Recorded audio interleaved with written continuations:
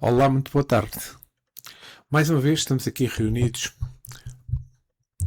para o estudo do livro Os Missionários da Luz, pelo espírito André Luiz, livro psicografado por Francisco Cândido Xavier. Hoje vamos iniciar o estudo do capítulo 4, Vampirismo. Hoje vamos estudar a primeira parte deste capítulo, porque, como eu mencionei anteriormente, estes capítulos deste livro Missionários da Luz são extremamente longos e eu não consigo tentar expressar tudo aquilo que está no texto simplesmente numa aula, digamos assim. Daí que eu acho, para termos uma profundidade maior sobre o tema deste texto e dos outros capítulos também, eu tenho dividido em mais que uma parte. Em princípio, este capítulo 4 vai ser dividido em 3 partes. Mas hoje vamos estudar a primeira. Mas antes de iniciar, quero pedir ao mentor deste trabalho, aos nossos guias espirituais, para que este estudo seja feito em paz, amor, harmonia, com a bênção do nosso Senhor Jesus Cristo. E que assim seja. Vamos então dar início ao estudo.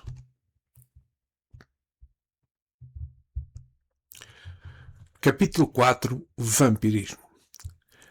A sessão de desenvolvimento mediúnico, segundo deduzido da palestra entre os amigos encarnados, fora muito escassa em realizações para eles.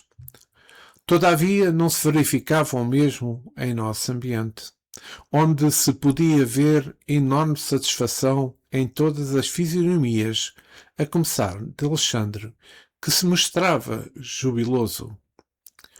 Os trabalhos haviam tomado mais de 2 horas, e com efeito, embora me conservasse retraído, ponderando os ensinamentos da noite, minucia a minucia, observei o esforço intenso despendido pelos serviços da nossa esfera. Muitos deles, em grande número, não somente assistiam os companheiros terrestres, senão também atendiam a longas filas de entidades sofredoras de nosso plano. Alexandre, um instrutor devotado, movimentara-se de 1000 modos, e tocando a tecla que mais me pressionara, num círculo de observações do nosso concerto de serviços, acentuou, satisfeito, em se reaproximando de mim. Graças ao Senhor, tivemos uma noite feliz. Muito trabalho contra o vampirismo. Oh, era o vampirismo, perdão, até se me preocupava. Vir aos mais estranhos bacilos da natureza psíquica, completamente desconhecidos na microbiologia mais avançada. Não guardavam a forma esférica das cocáceas,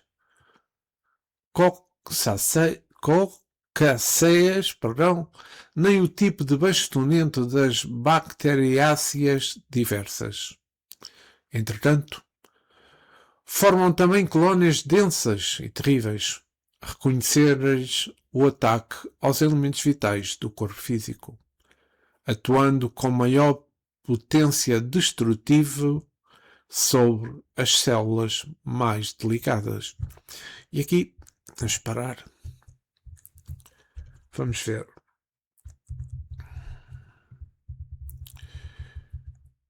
Enquanto André Luiz menciona no início deste capítulo que eu acabei de ler que a reunião mediúnica que tinham assistido não tinha sido produtiva, mas o instrutor Alexandre mostra um sentimento que era exatamente o contrário. Quando o instrutor Alexandre menciona, graças a Deus, tivemos uma noite feliz. Muito trabalho quanto ao vampirismo. Eu saliento aqui que o vampirismo não é somente entre desencarnado e encarnado, como iremos ver, entre encarnado e encarnado no mesmo planeta. O nosso dia-a-dia, nós podemos ver isso com imensa frequência. As pessoas que controlam outras e exercem sobre as outras as suas vontades, ou seja, exercem sobre as outras vontades abusivas. Ouvimos falar muito disso atualmente, infelizmente. E infelizmente também essa é uma realidade muito comum, mas também uma realidade muito perigosa. O controle e as vontades abusivas no cotidiano, muitas vezes mascarados de cuidado ou amor, também são formas de violência psicológica, são formas de manipulação que minam a autoestima e as autonomias da vítima. Aqui, este controle que eu quero falar, que estou a mencionar, é um controle disfarçado. É um controle disfarçado de preocupação. O agressor monitora o celular, controla as redes sociais, controla a roupa, controla os locais frequentados, usando justificativas como quem ama cuida. Isso é mentira. Ou tenho medo de perder. Isto não é nada mais, nada menos do que um controle disfarçado. Temos também o isolamento social neste tipo de coisas. As pessoas manipuladas procuram afastar a vítima. As pessoas bem manipuladas, as pessoas manipuladoras tentam controlar a vítima, afastando a vítima de amigos, afastando a vítima de familiares, criando discórdias entre eles, tornando-a dependente emocionalmente, mas também financeiramente. Atualmente fala-se gaslighting, ou chamada manipulação da realidade. Ou seja, o agressor faz a vítima duvidar da sua própria memória, percepção, da sua própria sanidade, negando factos que aconteceram.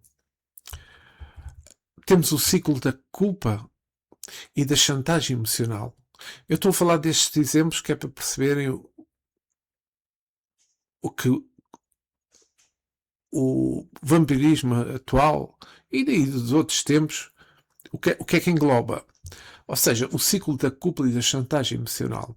A pessoa abusiva faz-se vítima, inverte a culpa para a pessoa abusada, faz promessas vazias, usa o silêncio como punição para conseguir o que quer. Então temos também os insultos e as desvalorizações. Nós atualmente há uma coisa que nós ouvimos falar todos os dias, é de violência doméstica. A violência doméstica tem crescido aqui em Portugal. Estas, como é que é dizer, são críticas constantes, tentando desvalorizar a pessoa com insultos, humilhações, quer seja públicas, quer seja privadas, e diminuição da autoimagem da vítima. A frase que eu aqui escolhi para falar também diz: era o vampirismo até se que me preocupava. Vir aos mais estranhos bacilos de natureza psíquica completamente desconhecidos na microbiologia mais avançada. Não guardavam a forma esférica das cocáceas, nem o tipo de bastonetas bacteriáceas diversas. Desculpem estas expressões. Eu acho que esta frase que acabei de ler, ela aborda a interação do plano espiritual e do plano físico, destacando a influência destas formas nas células, representando uma abordagem metafórica, ou também poderei dizer uma abordagem espiritual sobre sobre a absorção da energia vital. Nós temos no Missionários da Luz, no capítulo 11, no livro sob o título Ação e Reação, ditado por André Luiz e psicografado por Francisco Cândido Xavier, o tema é vampirismo espiritual energético. Ou seja, a descrição é que os bacilos da natureza psíquica são descritos como entidades que formam colónias densas, atacando as células mais delicadas do corpo humano, agindo como agentes destruidores do campo sutil. Esta visão difere do vampirismo clínico, que eu tive a ter uns apontamentos de uma parte que li, que tentei buscar em livros, é que este vampirismo clínico é o síndrome de Redfield, ou das explicações médicas sobre o mito, como o exemplo da raiva, focando em agentes energéticos. Outra frase que é importante, que é: entretanto formavam-se também colónias densas e terríveis, reconhecendo o ataque aos elementos vitais do corpo físico, atuando com maior potencial destrutivo sobre as células mais delicadas. Aqui refere-se à formação de colónias de energias deletérias que atacam os elementos vitais do corpo físico, focando-se nas células mais delicadas e causando doenças. Este explica como agentes espirituais inferiores, este parágrafo, agentes especiais inferiores ou fluidos negativos podem se agrupar em colónias densas e afetar o corpo físico, perispírito e, consequentemente, o corpo físico. Essas colónias não atacam de uma forma aleatória. Elas têm maior potencial destrutivo sobre as células mais delicadas, o que pode ser interpretado como a origem espiritual das enfermidades graves. O contexto disto é que é o socorro a espíritos que sofrem influências negativas, destacando a relação direta entre o estado mental espiritual e a saúde física. Ou seja, esta frase ilustra a visão espírita de que as doenças físicas podem ter causas profundas no corpo perispiritual, resultantes de infecções de fluidos de baixa vibração.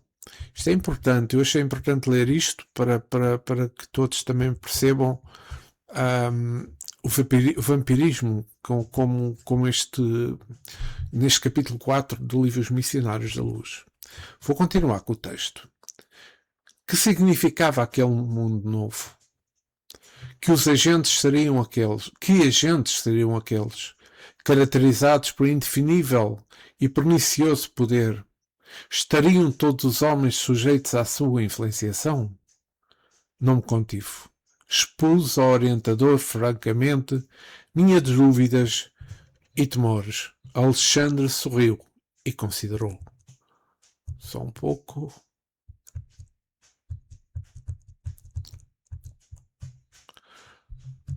Muito bem, muito bem. Você veio observar trabalhos de mediunidade e está procurando o seu legado médico. É natural. Se estivesse especializado noutra profissão, teria identificado outros aspectos do assunto em análise. E a encorajar-me fraternalmente, acrescentou: você demonstra boa preparação diante da medicina espiritual, que lhe aguarda os estudos. Depois de longa pausa, prosseguiu explicando. Se nos referimos aos morcegos jogadores, o vampiro entre os homens é o fantasma dos mortos, que se retira do sepulcro alta noite, para alimentar-se do sangue dos vivos. Não sei quem é um autor de semelhança de definição, mas no fundo não está errada. Apenas cumpre considerar que entre vós, vampiro é toda a entidade ociosa que se vale indebitamente, das possibilidades alheias, e em se tratando de vampiros que visitam encarnados, é necessário reconhecer que eles atendem aos sinistros propósitos a cada hora, desde que se encontrem guarida nos tons de carne dos homens. Então vamos cá ver. Só beber um pouco de álcool, peço imensa desculpa. É interessante, nesta parte do texto em que Alexandre menciona a análise de André Luiz, que foi devido à sua visão de médico na Terra. Vampiros, no imaginário, são criaturas míticas noturnas, mortos-vivos, que sobrevivem bebendo sangue ou energia vital humana. São originários do folclore de leste europeu ou da Roménia, caracterizando-se pela palidez e mortalidade, aversão à luz solar e poderes sobrenaturais. Popularizados na literatura e no cinema como Drácula, por exemplo, os mitos evoluíram de cadáveres putrefactos para figuras atraentes. Mas, contrariamente ao que se passa no imaginário popular, em que o vampiro somente sai à noite, no que Alexandre nos está a explicar, este tipo de vampirismo surge a qualquer hora. O vampirismo no espiritismo é a sucção de energia vital de um encarnado por um espírito desencarnado que poderá ser chamado de obsessor ou outro encarnado. Ou seja, isto acontece porque são movidos para a afinidade vibratória de cada um, porque têm vícios, droga, ou álcool, ou sentimentos negativos. Difere da ficção e suga a energia sutil, como que causando um cansaço enorme, uma depressão e um desequilíbrio emocional.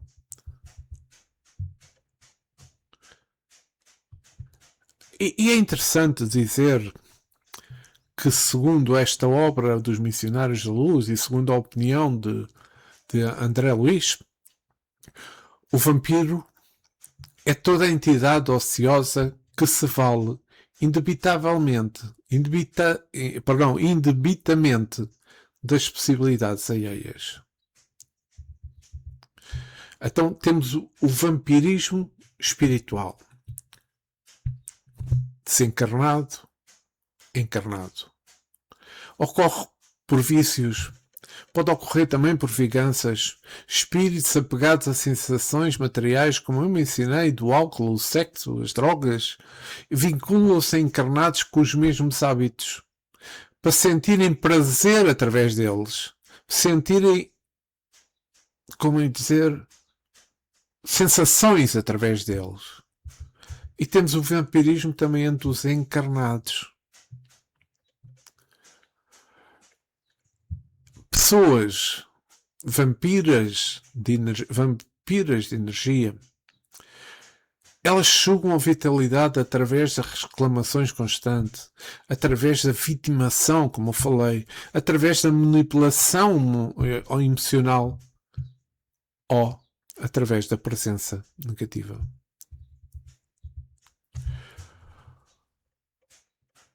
Para podermos falar da afinidade vibratória, o principal fator é os pensamentos. Os comportamentos negativos. Os comportamentos negativos porque eles criam uma porta aberta para a atuação desses espíritos. A procura de prazeres materiais faz com que os espíritos vampirizem os encarnados que cultivam e que têm e abusam dos mesmos vícios. Como eu mencionei, eu falo isto algumas vezes e sou capaz de repetir muitas coisas porque é importante nós termos essa noção. É que quando falamos nos vícios, falamos da procura dos prazeres materiais, não é? Então os sintomas são o cansaço excessivo, a sensação de vazio, após estar com certas pessoas. Quando nós estamos junto a certas pessoas, nós temos uma sensação boa, de alegria, de pensamentos no bem. E se nós temos uma sensação de vazio, após estar com certas pessoas, nós temos desânimo como estar com certas pessoas, sensações de frio, de arrepios, pensamentos pesados que aparecem na altura. Tudo isto piora a saúde física de cada um. Então temos que nos proteger. Oração e vigilância. Manter os pensamentos elevados. Vigiai e orai. O Evangelho no lar. Ele harmoniza o ambiente familiar. Evitar sentimentos como raiva, como inveja, como pessimismo que atraem os obsessores. Frequentar um centro espírita também é importante, em casos de obsessão. No livro Obsessão e Desobsessão de Sueli Caldas Schubert, no capítulo 15, Parasitose Espiritual, ela escreveu: existe vampirização em larga escala, desde os tempos imemoriais. Sempre existiram criaturas que vivem às expensas de outrem, absorvendo as energias das mais variadas maneiras, tanto no plano físico quanto no plano espiritual. Assim, os que se encontram muito apegados às sensações materiais prosseguem, após o túmulo, a procura sufragante.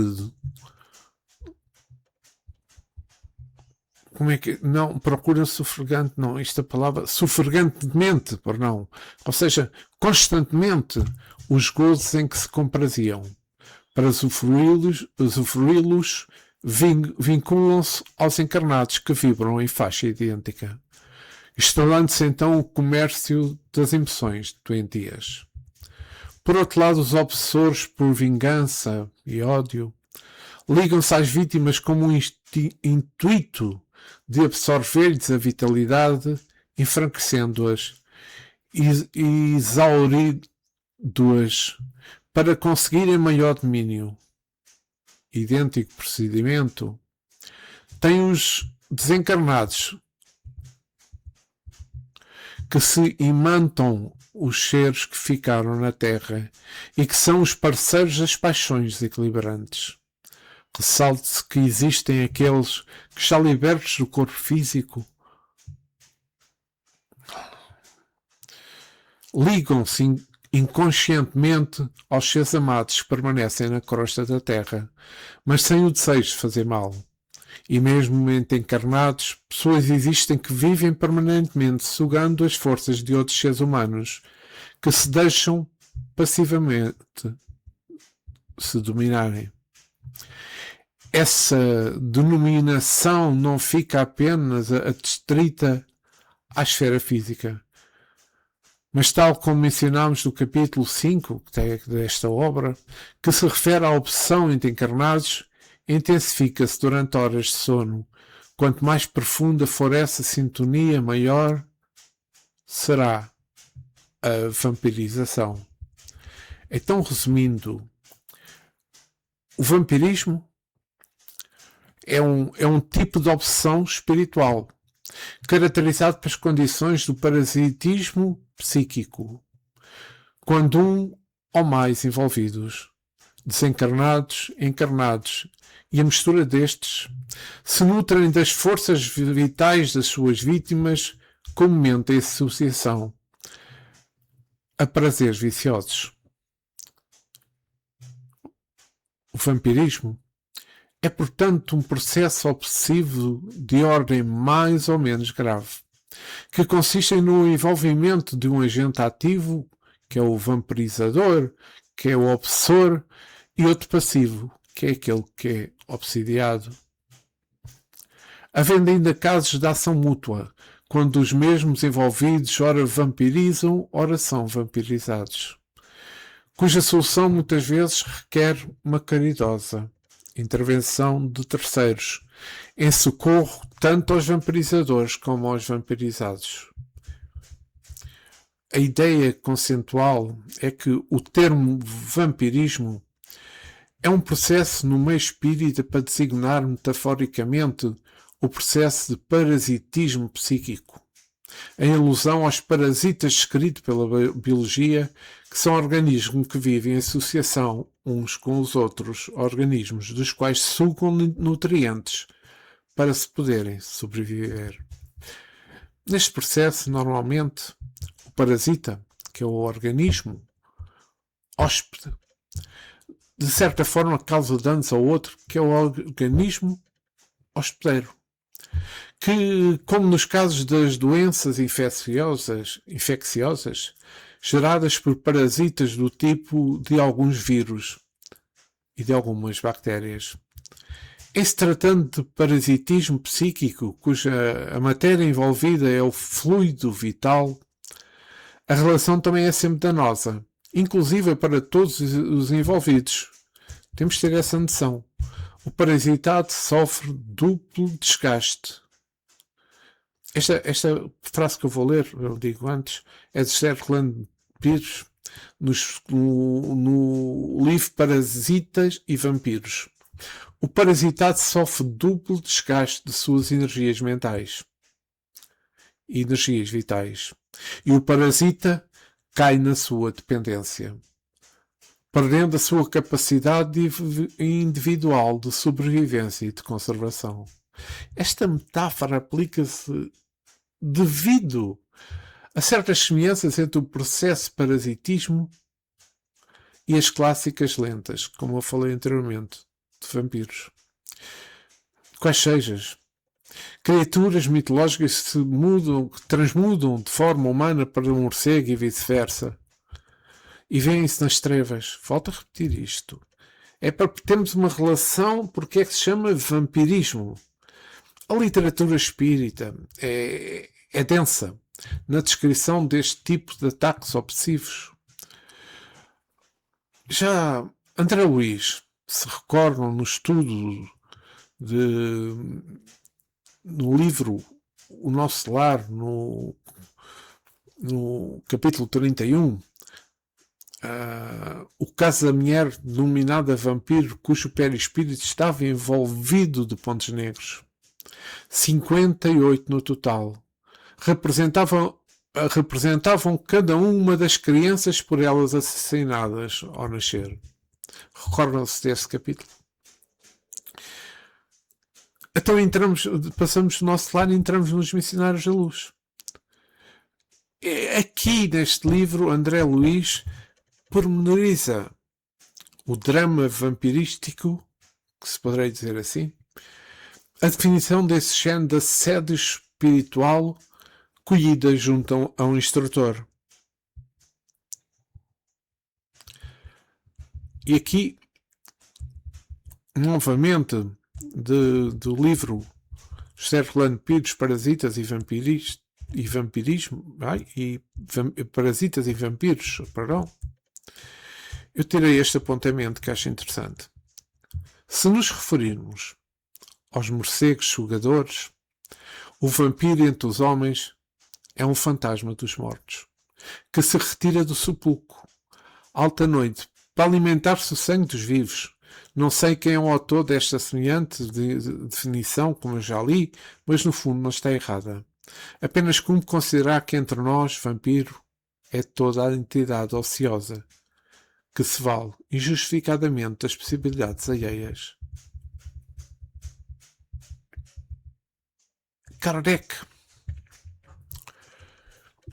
Eu estudei Kardec durante vários anos, estudei os livros de Kardec várias vezes, vários anos, estudei mesmo, não li só.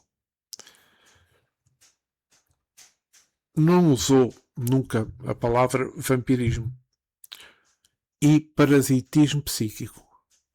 Mas Kardec deixou bem claro uma coisa. Estão ligadas de outra forma de expressão, mas estão ligadas. Deixou bem claro e bem caracterizado, semelhante processo dentro da classificação que Kardec falou das obsessões, inclusive colocando a mais grave categoria de assédio, a subjugação. E tanto isso que, assim como as enfermidades resultam das imperfeições físicas que tornam o corpo acessível às perniciosas influências exteriores, a obsessão, decorre sempre de uma imperfeição moral que dá ensejo ao mau espírito. Kardec escreveu isto. E é extremamente importante. E também, nos casos de obsessão grave, o obsidiado fica como que envolvido e impregnado de um fluido pernicioso que neutraliza e repele as ações dos fluidos saudáveis. Diante desta realidade, a doutrina espírita tem o mérito de tornar conhecido este processo obsessivo. Muito frequente, infelizmente, aliás. E dessa maneira dar a possibilidade de uma maior prevenção e tratamento aos casos já recorrentes. Aqui vou ler na Gênese, os milagres e as predições segundo o Espiritismo, no capítulo 14, item 18, o espírito irmão Jacob narra a desventura que testemunhou de infelizes viciados no alcoolismo sendo assediados por vampiros da dipsomania, onde escreveu: estavam seguidos por verdadeiros vampiros de forma repugnante, alguns completamente embriagados de vapores, outros demonstrando aflitiva sede, pálidos e cadavéricos. O quadro mais inquietante, porém, era constituído por um morfinómeno e pelas entidades em desequilíbrio que se jungiam. Parecia um homem subjugado pelos tentáculos de polvos enormes. Vendo-o aprisionado em cordões escuros, perguntei ao meu amigo Andrade como interpretar a visão que tínhamos sob os olhos, esclarecendo-me ele então que os hipnóticos, mormente mais violentos, afetam os delicados tecidos do perispírito, proporcionando doces venenos aos amantes da ociosidade. Os fios negros são fluidos de ligação entre as lampreias invisíveis e os plexos da vítima encarnada. Bem, eu quis simplesmente nesta primeira parte podemos falar sobre o que é o vampirismo, para que na próxima semana já tenho, aliás, já tenho o texto feito, e na qual irei demonstrar as origens, as relações com o perispírito do vampirismo. Iremos entrar mais em detalhe sobre as coisas que o instrutor Alexandre nos vai trazer e também as perguntas que André Luís vai pôr. Bem, espero que tenha trazido parte de textos onde a informação que eu li, que trouxe, esclareça bem para vocês o que é o vampirismo. Na segunda parte deste capítulo, iremos entrar em maior detalhe, como eu disse, com as informações do instrutor Alexandre, que nos vai trazer bastantes informações sobre o vampirismo. Meus amigos, voltarei para a semana com a segunda parte deste capítulo 4, Vampirismo, do livro Missionários da Luz, pelo espírito André Luís e psicografado por Francisco Cândido Xavier. Agora quero agradecer ao mentor deste trabalho, aos nossos espíritos, aos nossos amigos espirituais e, sobretudo, ao nosso Mestre Jesus, por ter permitido este momento de calma, de amor, discernimento, e que eu tenha conseguido trazer as melhores informações possíveis para mim, dentro do entendimento que eu fiz no estudo sobre o vampirismo. Obrigado, Jesus, e ficai sempre connosco, agora e sempre, e que assim seja. Pois é, meus amigos, esta primeira parte foi um pouco mais curta, mas eu quis parar para não misturar já os conteúdos mais detalhados nesta primeira parte. Quis só trazer-vos o que é o vampirismo. E depois vamos ver as causas, vamos ver efeitos, vamos detalhar muito. É muito importante este capítulo. Espero que tenha sido do vosso agrado. Obrigado e até para a semana, se Deus quiser. Uma boa semana para todos. Muita paz, muito amor para todos vós.